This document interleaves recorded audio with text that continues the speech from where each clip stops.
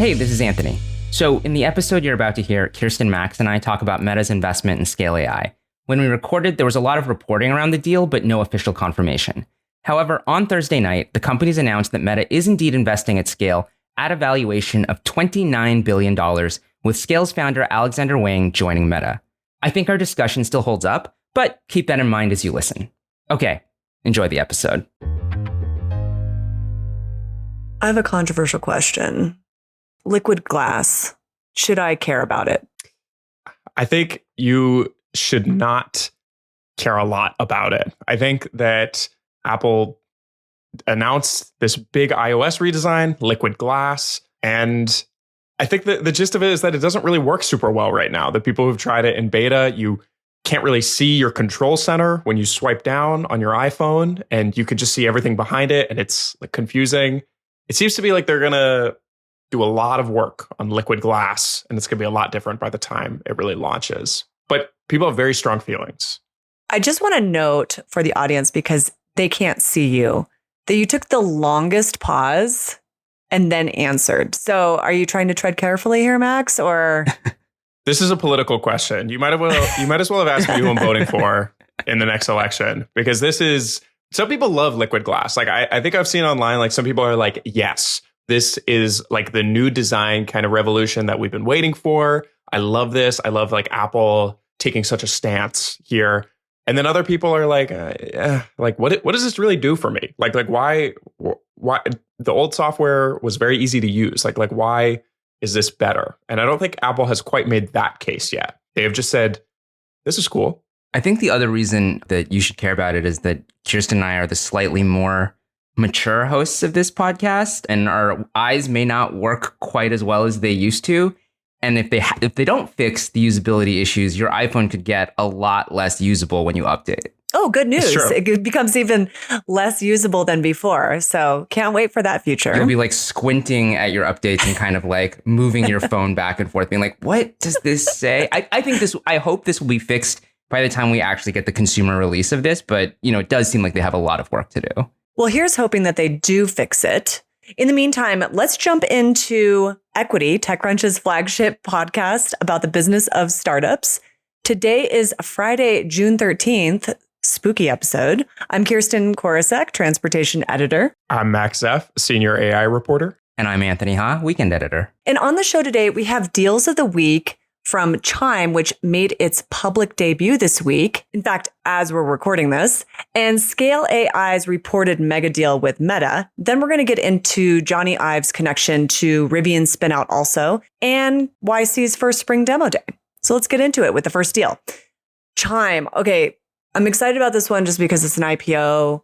It's not a space I really follow, but the TLDR here is that Chime is hitting the public markets this morning as we're recording it Thursday. And it seems like the IPO cadence is still a little bit sluggish. Anthony, what are your thoughts about this IPO? Do we have enough information really to even have a hot take here? I think a very preliminary and cautious hot take, maybe like a warm take maybe, is just that it does seem to be going well, reasonably well. They priced it at $27 a share, which was above the initially proposed range. The stock, kind of jumped in the early trading. But, as you said, even though we like to live in the future, when you introduce the show, it is Thursday. Who knows what will happen in the, 24 plus hours before someone actually listens to this episode. But yeah, it feels like a thawing or an opening up of the IPO market for tech companies, and particularly for fintech companies. We'll see if that applies to tech more broadly. If we start to see some of these big AI companies go public, I think that's a ways down the road. But certainly I could imagine other fintech, more mature fintech startups watching this very closely and feeling good about it. Yeah. And just to go back to what Chime's core business is. So they offer no fee banking services and debit cards, like early paycheck access. They are facing other rivals. PayPal, Square, SoFi. There is a lot of competition there. So it'll be interesting to see how they navigate that and what future products, how they can build revenue off of that. So I'm not necessarily sitting here saying that, I'm so bullish just because it's another IPO, but I think it's good that we're finally seeing going in your warm, tepid theme here, it's not like a white hot market, right? IPO market, but we are seeing, a little bit of momentum. And so I'm very curious to see what happens the latter half of the year. Here we are right at the 6-month mark of 2025. And what does it hold for the next 6 months? Not just for Chime, they're just about to go public, but what other companies come and file their IPOs, and the ones who don't, actually, even more importantly than that. And I think it's also worth underlining, although I'm sure a lot of equity listeners know this, but the IPO market is important not just for the company going public, not just for people who, have shares in Chime, but it's really about the larger startup ecosystem. And that if the IPO market kind of stays frozen for an extended period of time, then it becomes harder for startups across the board to raise funding. Absolutely. We're going to have some more coverage on Chime coming, so we'll have links to those stories in the show notes. But I was reminded, actually reading some other coverage, most analysts are seeing this as the market is starting to loosen. eToro, which is that trading platform, they had a pretty good debut on the NASDAQ last month. Then there was, I want to say Circle, the crypto company, but then countering that with Klarna, which delayed its IPO plans. So Chime will be something that a lot of folks are going to be watching, not just for interest in the fintech space, but to see tailwinds for other companies kind of on the fence about whether they should go IPO or not. Right. I wanted to get into another deal, Meta reportedly acquiring Scale AI. I wrote about Scale AI way back in the day when they were, kind of just considered a data labeling company, certainly with a lot of AI DNA there, but their first customers were in autonomous vehicles. So as everyone knows on the show, I love to circle back to autonomous vehicles whenever possible. And I'm wondering if you two, Max in particular, I know Scale AI as when it was baby Scale AI, but I've kind of not been following the company as much the last couple of years, and they've been up to quite a bit. So how do you view them as a company now? And what do you think of this deal with Meta?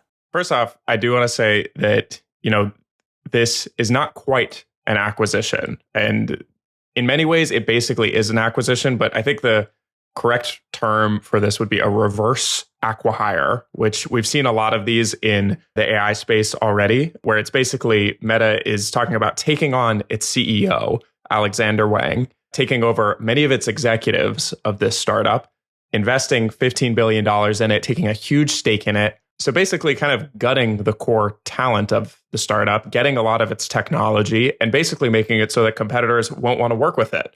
But not an acquisition. And so it seems like Meta is structuring it this way to not, take on regulatory scrutiny, although it still seems like this deal is certain to attract regulatory scrutiny. I mean, just because something's not an acquisition doesn't mean that regulators can't have a problem with it. So I think that's an open question hanging over this deal, is will regulators even approve it? If it is approved, there's a big question around what this means for Meta and what it means for Scale AI. I think Meta is hoping that this is going to supercharge their AI efforts. When you look at deals like this, the other deals that you've seen in the past of this scale, it's like Microsoft investing in OpenAI, or Microsoft kind of reverse acquihiring Inflection AI, or Google kind of doing something similar with Character AI. These deals were huge points in these companies' histories to really bring in really valuable AI talent, really valuable technology, and really just give them a giant push ahead in the AI race. This deal, I think it's less clear on paper that that's what this is for Meta. I think that they're bringing on not core AI research talent, which is what those other deals had. This is people who specialize in data. And data is becoming like a very big part of the AI race, but it's not super clear that this is the core piece that Meta needs to get ahead. Right. I mean, when I think reports started to appear about, potential investment / acquihire over the weekend, it was really striking to me just sort of going through all the coverage about Scale AI, and that it seems like it's been capitalized and valued as if it is building this core AI technology, but then in a lot of ways, it's really not. And in fact, one of the stories that I think TechCrunch has done a really good job of covering over the past few months is the fact that there were some investigations into whether or not they were misclassifying all the contractors they use for this data labeling. So in other words, what we're talking about at the core of the company is not this like incredible technology, which they may have. I mean, I don't know, but like clearly a key piece of it is just basically a huge army of contractors who are labeling data for training AI, which seems like it's necessary for, continued development and advancement of AI, but does not seem like something that is going to inherently make Meta the leader in AI, which is kind of what you would expect given the, $15 billion that we're talking about here. Yeah, the size of the deal is interesting to me. And I'm wondering if, to Anthony's point, like, what are they buying? And like, what is the future here? They're certainly buying like talent with Alexander Wang, but what's the future value? Yeah, it's a good question. So, I mean, I've talked to a lot of investors in the space in the last week and competitors to Scale AI to try to get a sense of what Zuckerberg's logic is here. I mean, Zuckerberg is famous for being this like super prescient deal maker that can often kind of see these things ahead. So I think it's important not to like discount that. But at the same time, I think a lot of people are scratching their heads about this deal. On the one hand, Meta was probably going to pay Scale AI billions of dollars over the next couple of years anyways, because they're a customer of Scale AI. So on the one hand, you think like Meta is just paying this up front and, maybe that's not such a crazy investment. I think the more confusing part is bringing the CEO, Alexander Wang, on to be the leader of this new kind of AI lab. And he's just not a traditional kind of person to run an AI lab, like we've seen with Ilya Sutskever, who runs Safe Superintelligence, Dario Amodei, like the leader of Anthropic, just a different kind of personality. I think the one thing that, Meta is really buying here, it is very concretely Alexander Wang. Like they're bringing him over to the company. And I think that they're betting that this guy is known as a very good deal maker. He's very well connected. He is close with the Trump administration. He's connected to other world leaders. It's not a bad person to have kind of trying to maybe recruit other people from other AI labs, trying to make deals with, government officials and stuff. So I think that there's this kind of bet that Wang is not going to lead the AI research, but maybe he's the guy who can kind of pull it all together. Right. So he's sort of like the deal maker. I also wanted to sort of touch, just you were talking about how, Zuckerberg has been this, very prescient deal maker. And obviously there are some very notable examples of that with like Instagram and WhatsApp. But I think it's also funny whenever we say, oh yeah, like he's made these great deals for Meta, where that name itself also like illustrates how he hasn't always been very prescient, because obviously there's this huge corporate bet on the metaverse. And I mean, who knows how things will look 10 years from now, but right now that is not looking like a great bet. Yeah, not all of them are great bets. Not all of them are at all. And I think that's a worry here, is that they're investing too much in the data side, not the research. I also have a question. You mentioned earlier that Meta is a huge customer of Scale AI. There are other customers of Scale AI. And is there blowback happening with those folks? Because early on, when I was covering Scale AI back, in, let's say 2018, 2019, 2020 era, which feels like a lifetime ago, quite honestly, most of their clients were the autonomous vehicle, companies like Zoox. And they were certainly expanding into other areas at that time. Are they just simply not going to be using those services anymore? Are there other competitors in the space that can provide that? What happens with this whole other large customer base? Yeah, I mean, I was talking with people who are close to the, leading AI labs in the last week and competitors to Scale AI. And basically for those players, for the leading AI labs, I think that they were ringing some of Scale AI's competitors in the last week and saying, can we move more of our data services over to you guys? Because this very close relationship with Meta is a little uncomfortable for us to kind of work with Scale AI now. The extent that really plays out, we'll have to see. But I think that it does present a real kind of concern for like, what is Scale's business after this? I think, there was some reporting that some of Scale's investors were not so sure about this. Like, I think Scale kind of pitched this to its investors as like, we're the OpenAI and Meta is the Microsoft, and this is another one of those deals.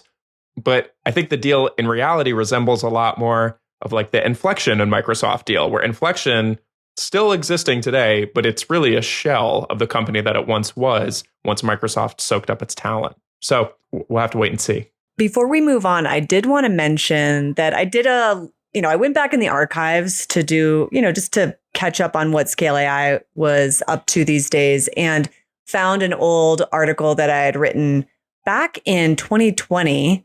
And we're going to link to it in the show notes because it's just a fun read. It was an interview I did with Alexander Wang, and really it was like how AI will evolve in 2021. And there's some really interesting comments in here that I highly recommend people look at, because in some areas he was like kind of right on. In other areas, I'm like, oh, it didn't really pan out. But one thing he said at the time was that he was super excited about conversational AI and predicted it would be one of the frontiers that would advance over the next year and be adopted by a growing number of enterprise and consumer facing products. So that was kind of interesting to me. I don't know if either one of you read this, because I just shared it with you right before we recorded this show, but he gets into things like TikTok and growth consolidation cycle. There's some really interesting forecasting happening there. And on that note, we are going to take a break. And when we come back, we're going to talk about Johnny Ive working with Rivian spinout also, and YC's first spring demo day. So Kirsten, you were involved in this story we did about Johnny Ive working on Rivian's first electric bike. Do you want to just talk a little bit more about kind of how that story came together? So myself and Sean O'Kane have been, writing about Rivian for quite a long time. And I'm going to go back to South by Southwest. I had an interview with the founder and CEO, RJ Scrinch, and I happened to be testing an e-bike that day. And I was reminded as I was bicycling over to the interview spot that on our stage at Disrupt several years prior, he had talked about e-bikes. And so I just asked because it was, at the top of mind, and he sort of awkwardly laughed and changed the subject. And then, I don't know, 6 weeks later, suddenly we get the news that, in fact, there had been this Skunkworks program operating in Rivian that they spun out, and it's essentially a micromobility company. Their first product is bike-like. All of our sources tell us it's essentially a bike. And the company is called Also. Not my favorite name, I'll be honest. It spun out and has backing from, Rivian, but also Eclipse Ventures. And so now all of a sudden it made sense to me why he was like awkwardly laughing, because they were like just about to announce this. So we've been really interested in this company and what they're up to. Of course, reaching out to sources to try to find out what this product is going to look like.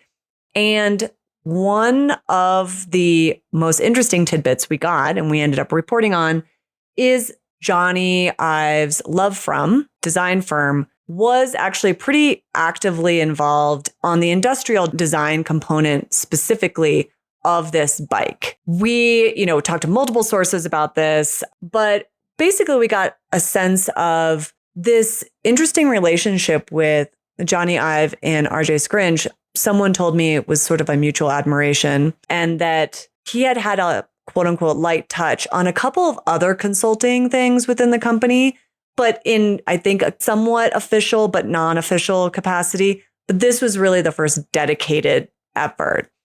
I'm going to be I think we're all going to be very curious to see what that actual vehicle looks like, because I feel like there could be one response where it's like, guys, why are you being so coy about it? It's a freaking bike. Just call it a bike. Or maybe it really could look like something we've never seen before. I mean, that seems like a hard sell for a consumer product, but I'm very excited to see. Well, I can give you some hints based on some conversations that I've had prior to this article's publication and since. We can expect a bike, but what I kept hearing time and time again, including from some news sources that have reached out since the article was published, is that most companies now that are micromobility companies, they might have a bike for, commuting. And then they have a bike, they might sell another bike for, when you want to put the kids on it, like a cargo bike style. And then you might have another bike that will fulfill another purpose. The root or foundation of this company is essentially a product that can be multiple things. I don't think it's going to be a reinvention of the bike per se, but I do think the accessories component and like functionality of it. So I can just buy one bike and it can be all the things, and I don't have to buy 3 bikes to fulfill that. And the first thing that jumped to mind was two thoughts. One was, well, that's great because I would love to own one bike and just be able to do all these things. But then the business side kicked in and I was like, how do you make a business off of one product? And it reminds me of Slate, which is the EV startup we had a scoop on a couple months ago. This is the Jeff Bezos-backed startup. And their whole business premise is a foundational vehicle that can be turned into multiple things like an SUV or a truck. And it can be accessorized and it can be, customized for the buyer. So it feels like that's what this is going to be. I think there's like an interesting thing going on with Johnny Ive right now where he is just being pulled into all of these different directions. I mean, in the last couple of years, he's designed like a designer Montclair jacket. Like he's designed, apparently, I think Ferrari's first electric car that's coming out. I think that's the rumor, and or maybe that's confirmed. And obviously, he's like leading design at OpenAI now. And I think the recurring theme here, that I think also seems to apply to this deal with also is that, when Johnny Ive works on something, it's not like he just sprinkles a little, Apple iPhone dust on something. It's like they really, is very core to the mission. Like he doesn't just do a little bit. He really takes on the whole thing. So I'm very fascinated to see what this looks like. Do you have a sense of how much of a role he's playing in this? And, I imagine Rivian has strong design preferences too. They do. And I mean, that to me was the most interesting thing. I mean, there's some future reporting, so watch out for that on that relationship. The sense that I get is that on the industrial design front, there was a lot of, Johnny Ive design firm, strength there. But if you look at Rivian has a very clear design story too. Like they have a very strong internal design team. And, what I've been hearing in the days since the article was published is to not downplay the value strength of the Rivian design team. And I don't know if that was just internal cheerleading or people coming to their defense, but the sense I get is that when it came to specific industrial design function, like how, let's say something was attached, that's where the Johnny Ive firm, really played a larger role. The other thing is that there were multiple prototypes. We know that. And that some of those felt very, Johnny Ive's name was all over it. To me, the most important thing is it can't be a super expensive e-bike. There are plenty of those out there. And so I think the danger sometimes of these high design vehicles is that they're beautiful to look at, but they're potentially not very functional or they're incredibly expensive. And, if Rivian / also, and specifically RJ, who is very passionate about this project, is smart, they're going to kind of curb that a little bit. So you don't want to have so much high design that it becomes unaffordable to this segment. So that's going to be the balance that I'm going to be most curious to see the end result of. It also seems like it's coming like at this very interesting time for like sort of Johnny Ive kind of figuring out what his own legacy is too, that I think he and Love From have been kind of under the radar. I think they've done a lot of work that wasn't necessarily very public. And that, very much the headline for him still is this Apple guy, which I think even his legacy there is somewhat contested, that I think you start to see people like saying, hey, like, it's not like his team single-handedly built the iPhone or whatever, but he's probably at this point where he's like, hey, I want to have like, the next line in my, bio where it's not just the Apple stuff, but I mean, which I think is probably going to be the OpenAI thing, but we'll see. Yeah, you never know. It is a very interesting time. And I keep coming back to this. It's a very interesting time to have a startup that's trying to make waves in micromobility. That feels very 2017, if you remember like Scooter Madness days and all of that. And I can't quite resolve it in my brain. In a lot of ways, it makes sense for Rivian to do this spin out. And yet here we are, it's 2025. It's like another micromobility startup. Can they redefine what it is? So I haven't quite resolved that in my brain. But it does remind me that there's this whole other thing startup-wise happening that we have to talk to before we end the show. And this is YC's first spring demo day. And Max, what came out of the spring batch? People might remember we talked about this a while ago that YC was going to start doing a couple extra batches each year. This spring one is their first one they've done this time of year. It is fascinating because I think we talked about at the time that we were like, is YC, by taking on more startups, going to decline in kind of the quality of startups that they pick up? And I honestly don't really get the sense that that was the case from yesterday, from everything I've heard coming out of this event. Like it seemed like there were actually a lot of really strong startups. It was Gary Tan said online that it was 90% AI startups, which has kind of been the case for the last few years. Frankly, why would you start a startup right now that's not an AI startup? But, it was fascinating. I mean, they had, it was a packed room there in San Francisco. It really feels like they've captured a lot of the startup energy still. There was investors from Founders Fund and Andreessen Horowitz who were there. They had like podcasters, like kind of like doing the event live. Like it seems like, YC still does feel like it's in a really strong state right now.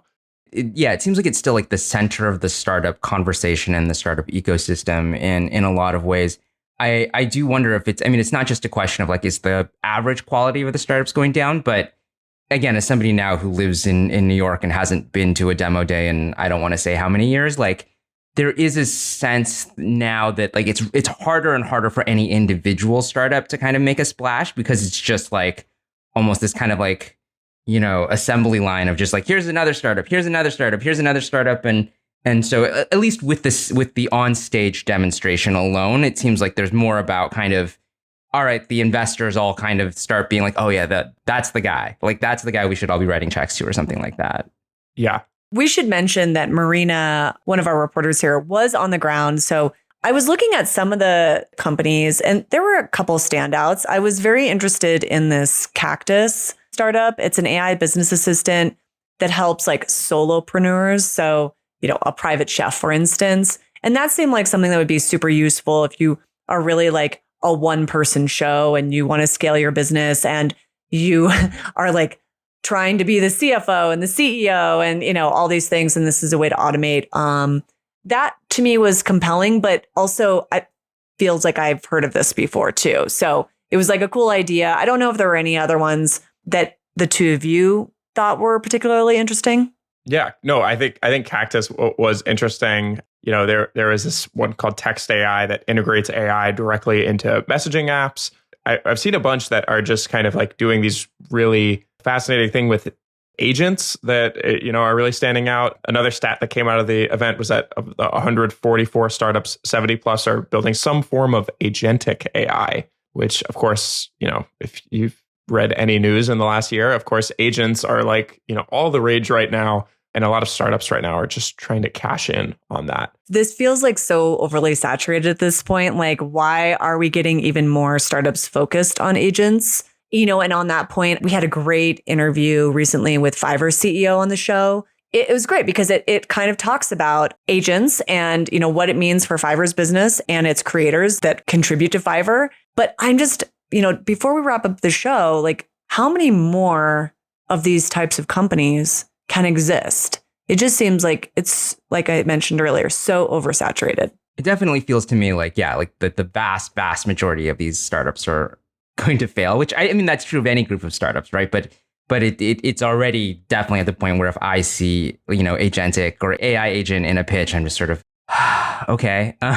Which it doesn't mean that it's not going to be important, right? But it's that anytime there is sort of one of these kind of inflection points in a technology that everybody kind of jumps aboard it and you just, it starts to feel kind of overhyped and oversaturated very quickly. And the challenge is to find the real innovation amidst all the people who are just kind of jumping on the train. I will say there was just one more startup I want to call out, Clado AI. I think I'm pronouncing that right, but they say they're building a deep research agent for people where basically like you can, use their chatbot and you can find like people with very specific traits, like people who have been CTOs of startups in like this very specific stage of their career or something like that. And they said that like, they're working with recruiters at companies like Ramp and, like these real startups that are like, building up right now. And I also just think it's fascinating that like, to me, like that actually does, it sounds like a good idea. And I think that, especially with startups like Ramp, Airbnb, like these startups that have come out of YC and have gotten really big now, they tend to work with these younger startups too. And it just does seem like there is kind of a pipeline for some of these agentic startups. Like if you can solve a real problem, I think there is a market for it, even though agents are getting exhausting to like say the word even like and talk about. Like it does seem like some of these are finding some success. Well, we will see. We are out of time though, so stay tuned. Please look at our show notes because I kept talking about all this stuff that you need to go read. Equity will be back next week. Until then, you can find Equity under the handle @EquityPod on X and Threads. Equity is produced by Theresa Loconsolo with editing by Kell. We'd also like to thank TechCrunch's audience development team. Thank you so much for listening, and we'll talk to you next time.